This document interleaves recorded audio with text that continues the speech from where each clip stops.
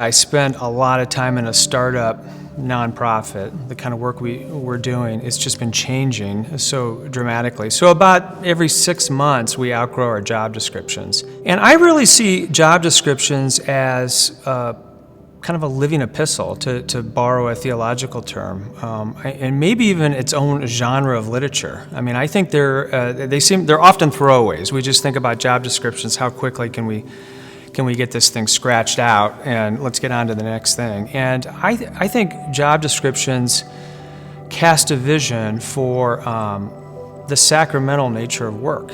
I think they, in some ways, they really are I'm careful here with my language, but I think they really are a holy writ of sorts. First, they're intended to serve the potential employee or the current employee. I think they can serve to capture the imagination for what you envision for this work. They can capture the imagination of what the organization is about and what the values are about in the organization. And I think that they can clarify two things that are just really important in work, and that is that our good work has some degree of autonomy.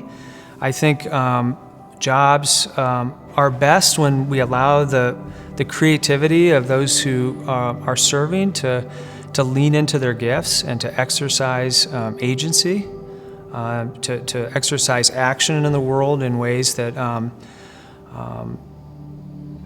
honor them and their giftedness and who they've been made to be.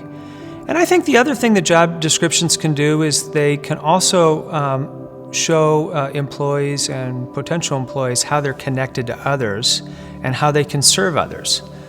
And I think service is a really important thing. Job descriptions, when they're well crafted, can cast this vision of autonomy, but also responsibility and stewardship and service to others. A job description isn't just an isolated document. It's really a piece of literature that's nested within a larger set of statements and values. And I think that we should choose our words carefully in job descriptions. If you're carefully scripting or writing a job description, you'll think about language, about the products and services. You'll think about the relationships. You'll think about the roles and responsibilities. You'll think about places where you want this person to exercise freedom, and other places where you want this role to be webbed in with others who will help them make decisions communally.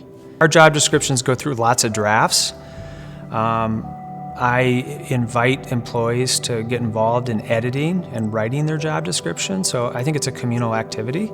And we actually have a lot of fun, and I find that they're invested in, and they really buy into it when they have a chance to help craft their job description. And most of the time, they do a great job. It comes out in ways that it may not be exactly the way that I would have scripted it had I worked on it individually, but it actually comes out better.